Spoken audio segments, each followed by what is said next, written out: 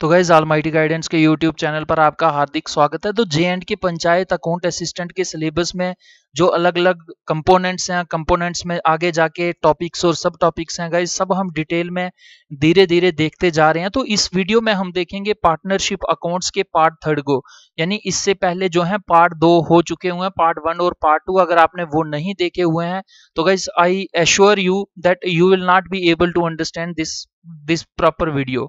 तो गाइस इससे पहले कि वीडियो शुरू करें, देखते हैं कुछ इंपॉर्टेंट और खूबसूरत लाइनें। देखिए, जिंदगी में अगर कुछ भी करना है तो उसके लिए आपका एक टारगेट होना चाहिए, आपका एक गोल होना चाहिए। क्योंकि अगर जिस कश्ती की कोई मंजिल नहीं है, उस कश्ती का समुद्र में या पानी में तैरना या घूमना ये बिल्कुल बेकार है। तो देखिए, यहाँ पर बहुत खूबसूरत लाइनें लिखी हुई हैं। लिखा है the key to success is to focus on goals.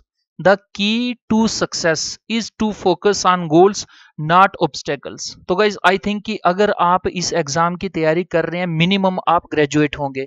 अगर आपके पास हायर क्वालिफिकेशन है, कईयों के पास तो पीएचडी तक भी डिग्रीज हैं, जो लगातार मेरे को व्हाट्सएप पे या टेलीग्राम पे मैसेजेस आ रहे हैं।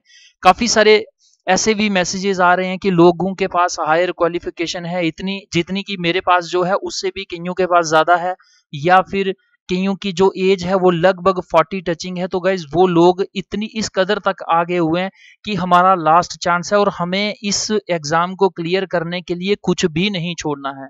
तो गाइज अगर आपकी कम से कम भी एज हुई तो आई थिंक आप 25 या 22 से लेके इससे ऊपर ही है, 23 या 22 से ऊपर ही है। अब तक आपकी लाइफ में जो प्रॉब्लम्स ऑब्स्टेकल्स आने वाली थी वो आ चुकी होंगी। आपको एक तजर्बा, एक एक्सपीरियंस हो गया होगा कि ये जिंदगी क्या क्या दिखाती है। तो गाइस इन लाइनों में बहुत खूबसूरत यही लिखा गया है कि अगर आपको किसी अपनी लाइफ में किसी मुकाम को अचीव करना है तो उस मुकाम को अचीव करने के लिए आपके रास्ते में अलग अलग रुकावटें आएंगी। अगर आपको अपने गोल तक पहुंचना है तो उन रुकावटों की तरफ नहीं, आपकी आंखें जो हैं वो सिर्फ और सिर्फ आपको उस गोल की तरफ ही दिखाई देनी चाहिए। तो गाइस इसके अलावा एक बहुत खूबसूरत एक बार मैंने कोटेशन पढ़ी थी कि अगर आप समुद्र के किनारे पर खड़े हैं और आपने ये दिल में एक ठान ली है कि मुझे समुद्र क्रॉस करना है, जब तक आप किनारे को नहीं देखोगे, किनारे की तरफ आपकी नजरें नहीं होंगी, तब तक आप उस समुद्र को पार करना नहीं शुरू करोगे। अगर आप ये सोचोगे कि बहुत ये लंबा समुद्र है, इसका किनारा तो मुझे दिखाई ही नहीं दे रहा, तो आप उस समुद्र को या उसके बीच में जाने के लिए आप हिम्मत नहीं करेंगे। बहुत खूबसूरत एक और कहावत है कि जो छाता होता है वो बारिश को रोक नहीं देता, लेकिन एक बड़ी बरसात में, एक बड़ी बारिश में वो छाता हमें साहस देता है कि हम उस बड़ी बरसात में बाहर निकलें। तो गाइस इसी प्रकार की जो YouTube पे वीडियोस अलग अलग आपको मिल रही हैं, चाहे जम्मू और कश्मीर के अंदर बैठ के लोग इस 2G नेटवर्क पर इतनी मेहनत करके अपलोड कर रहे हैं, या आउट ऑफ जम्मू और कश्मीर थ्रू इंडिया से भी काफी सारे लोगों ने इस प्रकार की वीडियोस अपलोड की हुई हैं। तो गाइस काफी ये मेहनत होती है और इन प्रकार की वीडियोस जो आपको मिलती हैं बड़े से बड़े एग्जाम को क्लियर करने का भी एक साहस, एक स्ट्रेटजी आपके दिमाग में डेवलप करती हैं। तो गाइज मैं आपको यही सुजेस्ट करूंगा कि अगर आपको कोई भी एग्जाम या कोई भी काम करना है तो उस काम या एग्जाम को क्लियर करने के बीच में जो रुकावटें आएंगी उनकी तरफ ध्यान नहीं देना है। आपको करना है तो करना क्या है, सिर्फ एग्जाम क्लियर करना है। तो गाइज आई होप कि मोटिवेशन अच्छी रही होगी। तो गाइज इस वीडियो में हम क्या देखेंगे, अकाउंटेंसी एंड बुक कीपिंग एक इंपॉर्टेंट कंपोनेंट है जिसकी वेटेज 30 मार्क्स की है। इसमें अलग अलग टॉपिक्स हैं, जैसे टॉपिक्स हैं आपके पास ये टोटल 6 कंपोनेंट्स आ जाएंगे। इसमें हमारा ये 5th वाला जो कंपोनेंट है अकाउंटेंसी एंड बुक कीपिंग, जिसकी वेटेज 30 मार्क्स की है। इसमें अलग अलग से टॉपिक्स हैं। तो इस वीडियो में हम देखेंगे 6th वाला टॉपिक जो है पार्टनरशिप अकाउंट्स, इसका 3rd पार्ट। तो गाइस इस वीडियो में हम क्या देखेंगे कि nature of business in the absence of the partnership agreement और डीड। तो गाइस क्या होता है पार्टनरशिप एग्रीमेंट, क्या होता है, इसके क्या क्या फीचर्स होते हैं, पार्टनरशिप डीड कब बनता है, क्या बिजनेस में कौन कौन से आज तक इंडिया की हिस्ट्री में एक्ट्स बने हुए हैं, जैसे एक्ट ऑफ 1932 और जो एक्ट बना हुआ है लिमिटेड लायबिलिटी एक्ट 2008 का। तो इनके अलावा क्या क्या प्रोविजंस होंगे अगर ये पार्टनरशिप डीड नहीं होगी। तो गाइस ये इस वीडियो में हम देखेंगे। पार्ट 1 में मैंने आपको बताया था कि पार्टनरशिप एग्रीमेंट क्या होता है, पार्ट 2 में मैंने बताया कि पार्टनरशिप डीड क्या होती है, किस प्रकार के फीचर्स होते हैं, क्या क्या वो फिल करना पड़ता है, एक प्रकार का लीगल डॉक्यूमेंट होता है। और इस वीडियो में हम देखेंगे कि अगर किसी भी प्रकार का पार्टनरशिप एग्रीमेंट या पार्टनरशिप डीड बिजनेस को स्टार्ट करते समय नहीं था, तो अब उसके साथ कैसे डील करना है गाइस, ये एक इंपॉर्टेंट क्वेश्चन उठता है और काफी सारे जो इंपॉर्टेंट एमसीक्यूज हैं यहीं से आपको देखने को मिलेंगे। तो गाइस इस वीडियो में मैं आपको क्या बताऊंगा कि जो नेचर ऑफ बिजनेस होता है, अगर पार्टनरशिप डीड या एग्रीमेंट नहीं है तो किस प्रकार का नेचर रहेगा उस बिजनेस का, और इसके साथ कुछ एक दो एमसीक्यूज भी आपके सामने जो है मैं डिस्कस करूंगा, जिससे आपको एक आइडिया हो जाएगा कि किस प्रकार के डायरेक्ट क्वेश्चन जो है इस प्रकार की वीडियो से आपको देखने को मिलेंगे। तो गाइस क्या कह रहा है, इट इज नॉट कंपलसरी। देखिए ये जो बोल्ड किए हुए हैं मैंने, डायरेक्ट क्वेश्चन आपको एमसीक्यू के फॉर्म में यहां से देखने को मिलेगा। क्या कह रहा है, it is not compulsory to have a partnership deed for a partnership firm, कि किसी भी एक पार्टनरशिप बिजनेस को, पार्टनरशिप फर्म को चलाने के लिए अगर आपको चलाना है तो ऐसी कोई भी कंपल्शन नहीं है कि ये आपके पास पार्टनरशिप डीड होनी ही होनी चाहिए। तो गाइस जो लोग पहली बार वीडियो देख रहे हैं या मेरे चैनल के साथ जुड़े हैं, तो मैं आपको सुजेस्ट करूंगा कि आप पहले वाले दोनों पार्ट्स देखकर इस पार्ट को देखिए, आपको बहुत अच्छे से कंप्लीट टॉपिक जो है वो दिमाग में बैठेगा। तो गाइस पार्टनरशिप क्या होता है कि जब भी दो या दो से लोग मिलकर बिजनेस चलाते हैं तो उसे पार्टनरशिप कहते हैं, और उसे पार्टनरशिप फर्म कहते हैं। तो फर्म क्या हो गया कि जिसमें दो या दो से ज्यादा लोग जो है मिलकर एक प्रकार के बिजनेस को, बिजनेस एंटिटी को रन कर रहे हैं, और इस बिजनेस को चलाने के वाले जो अलग अलग फेलो मैन होते हैं उनको पार्टनर्स कहा जाता है। तो देखिए यहां से डायरेक्ट क्वेश्चन है कि ये कोई कंपलसरी नहीं है कि किसी भी बिजनेस को या किसी भी पार्टनरशिप फर्म को चलाने के लिए पार्टनरशिप डीड या एग्रीमेंट होना ही चाहिए। Hence, if a firm is not having any written agreement or a partnership deed, or if partnership deed is there but it is silent on certain issues, the following provisions of the Indian Partnership Act 1932 will be applicable। तो guys बहुत important ये लाइनें हैं। क्या कह रहा है कि ये भी हो सकता है कि क्या एक बिजनेस को जब शुरू किया गया तो उनमें कोई रिटन एग्रीमेंट था ही नहीं।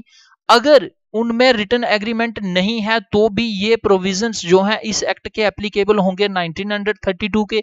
लेकिन अगर ये एग्रीमेंट साइन भी हुआ है लेकिन इसमें कोई टर्म्स एंड कंडीशंस कुछ ऐसी थी जिनको पर्टिकुलरली, जिनको क्लियरली डिफाइंड उस टाइम नहीं किया गया, तो उस टाइम अगर वो साइलेंट है कि इस प्रकार का किसी भी प्रकार का प्रोविजन, मानिए यहां पर मैं आपको एग्जांपल के तौर पर बताता हूं एक, कि मानिए यहां पर एग्रीमेंट तो साइन हो गया लेकिन प्रॉफिट शेयरिंग रेशो जो है ये नहीं इसमें डिस्कस की गई कि इसमें कितनी रेशो में हमको अलग अलग पार्टनर्स के बीच में प्रॉफिट को या लॉस को डिस्ट्रीब्यूट करना है या शेयर करना है।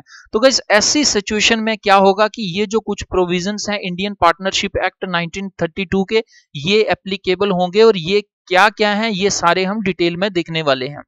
तो गाइस देखिए, अगर तो पार्टनरशिप एग्रीमेंट या डीड एक वेल डिफाइंड वे से साइन किया हुआ है पार्टनर्स के बीच में, तो किसी भी प्रकार की कोई दिक्कत नहीं होगी। वहां पर आपको सब क्लियरली मेंशन मिलेगा कि इंटरेस्ट ऑन कैपिटल कितना होगा, इंटरेस्ट ऑन ड्राइंग कितना होगा, प्रॉफिट शेयरिंग रेशो कितनी होगी, तो हमारे बिजनेस में क्या क्या आगे होगा ये आपको क्लियरली मेंशन्ड मिलेगा।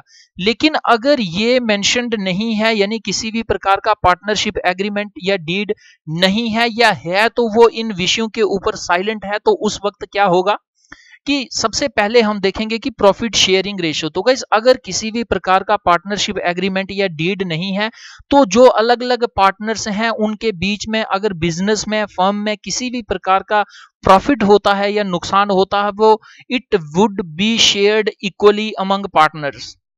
तो देखिए यहां पर मैं एग्जांपल के तौर पर लेता हूं कि हमारा 100 करोड़ का बिजनेस है, एक उसमें 3 पार्टनर्स हैं, एक ने 50 करोड़ डाला है, दूसरे ने 30 करोड़ डाला है, तो एक ने 50 करोड़ डाला है, दूसरे ने 30 करोड़ डाला है, और तीसरे ने 20 करोड़ डाला है। देखिए एक ने 50, एक ने 30, तो एक ने 20। तो यहां पर आपके पास रेशो कितनी बन रही है, 50 करोड़ की, 30 करोड़ की, 20 करोड़ की।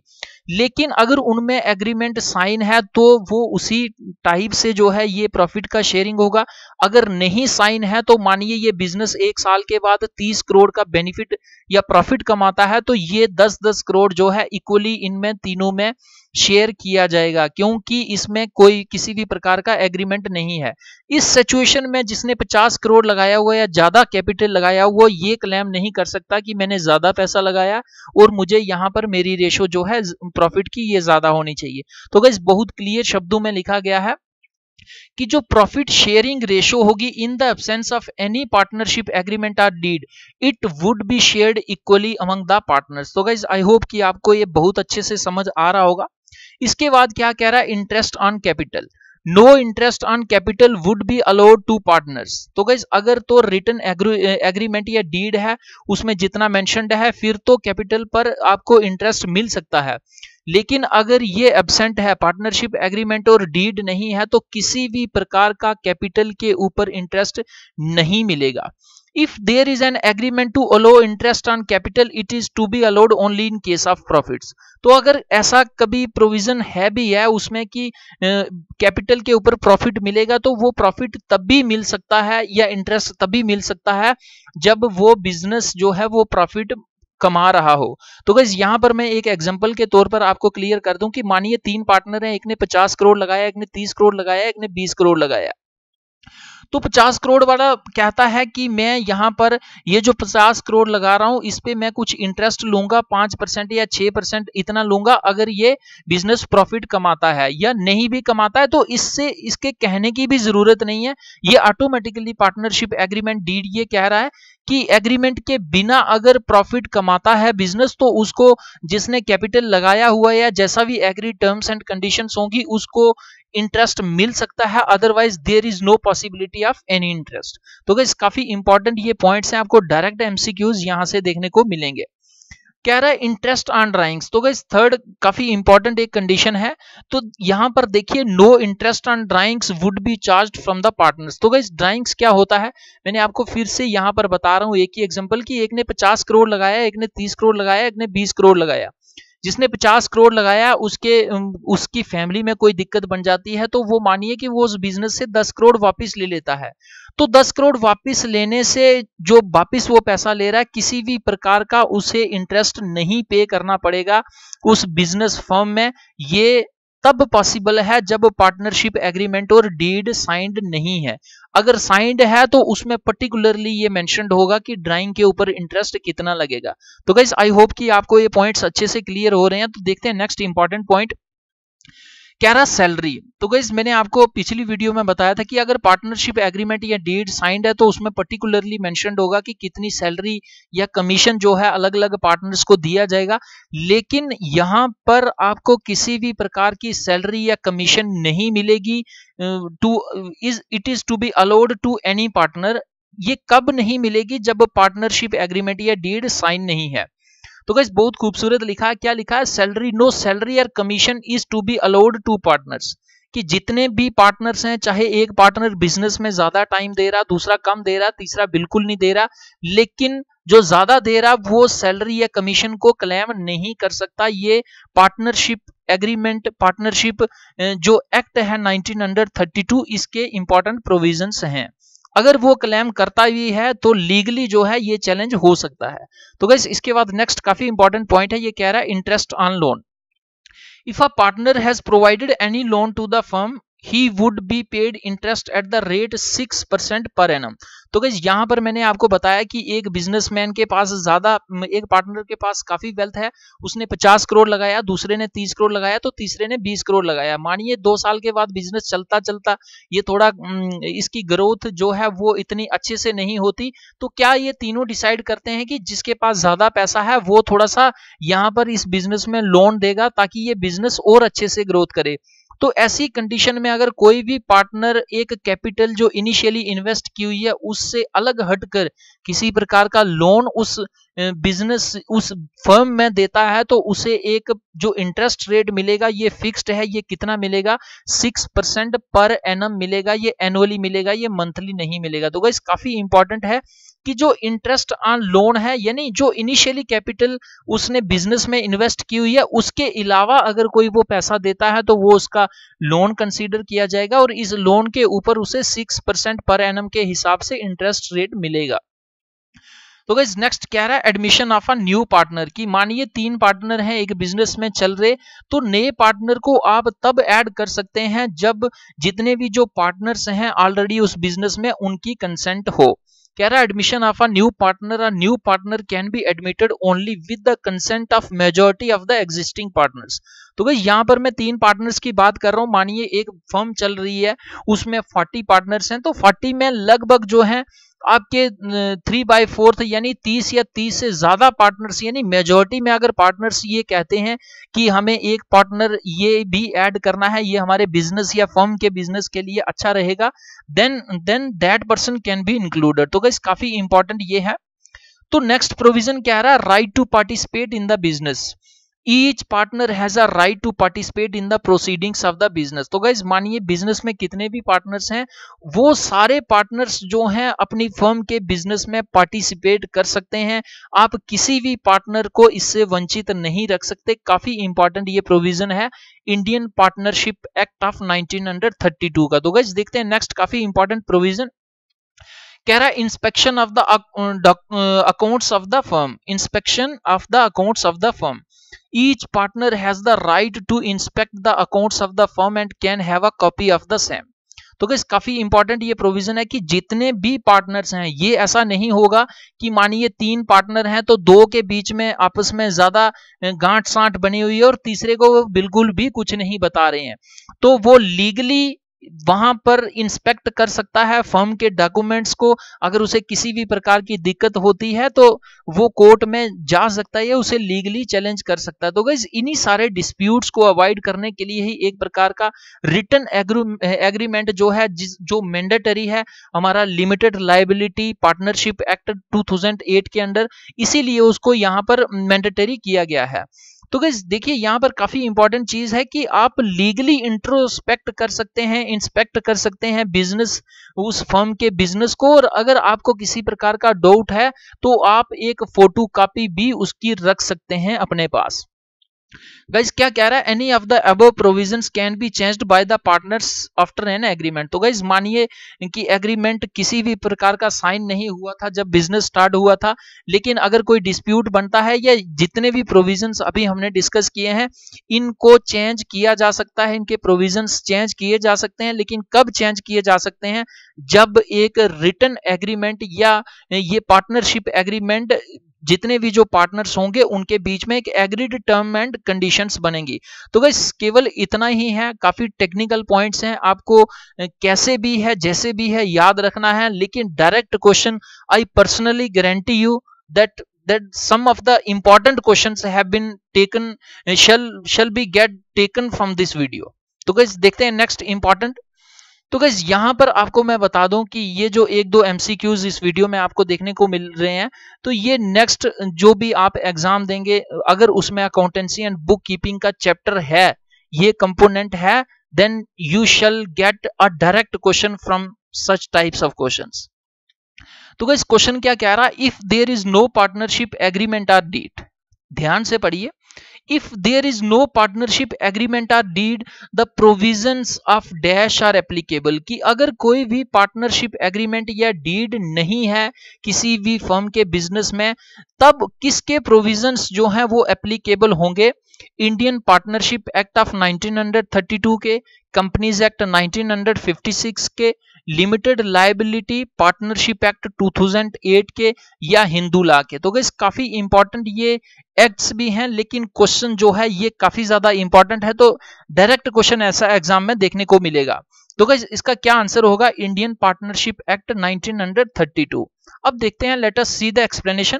क्या है एक्सप्लेनेशन में, if a firm is not having any written agreement और अ पार्टनरशिप डीड, अगर तो फर्म के पास कोई रिटन एग्रीमेंट या पार्टनरशिप डीड है ही नहीं, अगर है भी है तो वो पार्टनरशिप साइलेंट है कुछ इश्यूज के ऊपर, तब क्या होगा कि जो प्रोविजंस होंगे इंडियन पार्टनरशिप एक्ट 1932 के, दे विल बी एप्लीकेबल। तो गाइस काफी इंपॉर्टेंट है ये प्रोविजंस। देखिए यहां पर अगर सिंपल से पार्टनरशिप की बात की जाएगी तो ये सिंपल पार्टनरशिप किसके अंडर आएगा, 1932 के अंडर आएगा। मैं आपको यहीं पर एक चीज और बता देता हूं कि ये जो पार्टनरशिप एक्ट 1932 के अंडर पार्टनरशिप है या फिर ऐसी पार्टनरशिप है जिसका किसी भी प्रकार का मेंशन नहीं है, तो यहां पर आपको एक अलग क्वेश्चन देखने को मिलेगा कि the responsibility of the partners is limited unlimited, both या नन ऑफ दिस। तो गाइस जब भी बात सिंपल पार्टनरशिप की जाएगी तो यहाँ पर रिस्पॉन्सिबिलिटी ऑफ द पार्टनर्स जो होगी वो अनलिमिटेड होगी, लेकिन जब बात स्पेसिफिकली मेंशन्ड होगी कि the responsibility the liability of the limit of the partners under the limited liability partnership act 2008, तो वहां पर उसका आंसर जो है वो लिमिटेड लाइबिलिटी आएगा।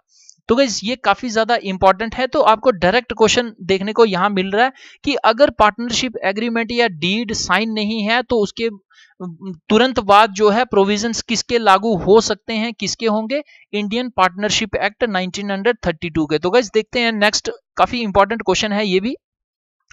क्वेश्चन कह रहा है in the absence of the partnership deed, कि अगर पार्टनरशिप डीड है ही नहीं तो इनमें से कौन सा करेक्ट होगा आपके पास। Partners are entitled for any remuneration, कि अगर पार्टनरशिप डीड है ही नहीं तो पार्टनर्स जो हैं वो रेम्यूनरेशन या सैलरी या कमीशन ले सकते हैं। अभी हमने पढ़ा क्या वो ले सकते हैं या नहीं ले सकते, ये अब आपकी यहाँ पर मेमोरी चेक होगी। Interest is to be charge on drawing, कि अगर किसी भी प्रकार की ड्राइंग की जाती है उस फर्म में अलग अलग पार्टनर्स के द्वारा तो उस पर इंटरेस्ट चार्ज किया जाएगा। क्या ये करेक्ट है, या क्या ये एब्सेंस ऑफ पार्टनरशिप डीड में ये पॉसिबल है। सी कह रहा partners share profit and loss equally, कि जो पार्टनर्स होंगे अगर बिजनेस या फर्म में प्रॉफिट या लॉस होता है तो वो उसका शेयर या डिस्ट्रीब्यूशन इक्वली करेंगे आपस के बीच में। क्या ये इसके रिगार्डिंग करेक्ट है।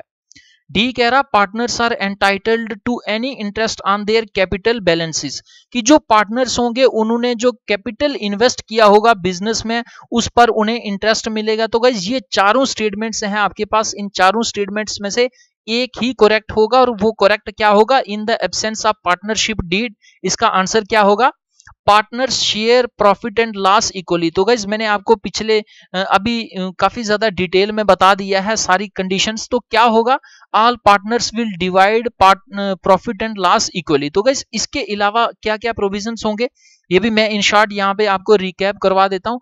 If any partner gives loan to firm, तो अगर कोई भी पार्टनर जो है उस फर्म को लोन देता है तो उसे इंटरेस्ट कितना मिलेगा, उसे 6% का इंटरेस्ट मिलेगा। किसी भी प्रकार का सैलरी रेम्यूनरेशन या फिर आपका कमीशन इसमें नहीं होगा किसी भी पार्टनर को for participation in the work of the partnership firm.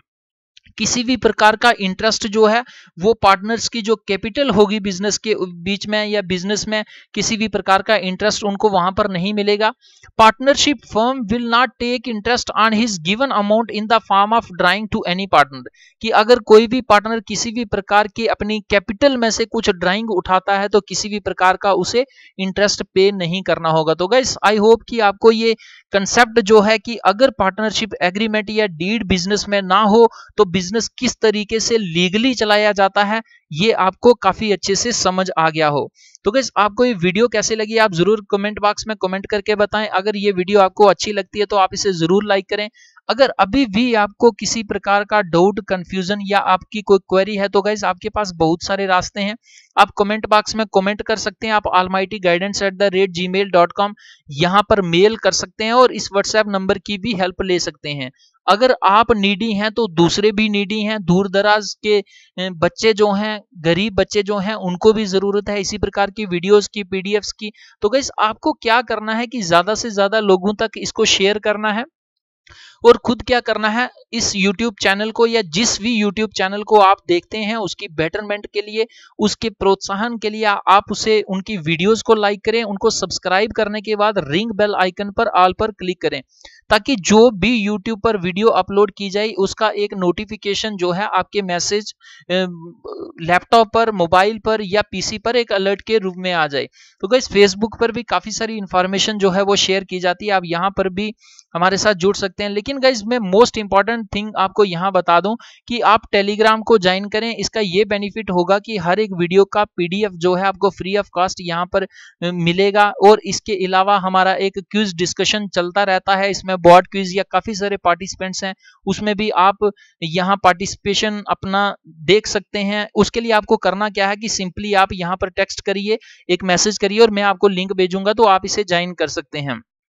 तो गाइस टेलीग्राम ज्वाइन करने का आपको क्या बेनिफिट होगा कि हर एक वीडियो का पीडीएफ मिलेगा। अर्ली मॉर्निंग काफी सारे न्यूज़पेपर्स जो हैं शेयर किए जाते हैं, वो आपको फ्री ऑफ कास्ट यहाँ पीडीएफ की फॉर्म में मिलेंगे। काफी सारे मंथली करंट अफेयर्स जो हैं, विजन आईएएस का हो गया, इनसाइट्स का हो गया, वाजीराम का हो गया, द्रोणाचार्य का हो गया, दृष्टि का हो गया, वो आपको यहाँ फ्री ऑफ कास्ट मिलेंगे। इसके अलावा कम्पिटिटिव एग्जाम्स की काफी सारी इंपॉर्टेंट बुक्स आपको पीडीएफ फॉर्म में यहाँ पर फ्री ऑफ कास्ट मिलेंगे। तो गाइस वीडियो को देखने के लिए धन्यवाद। जय हिंद, जय भारत।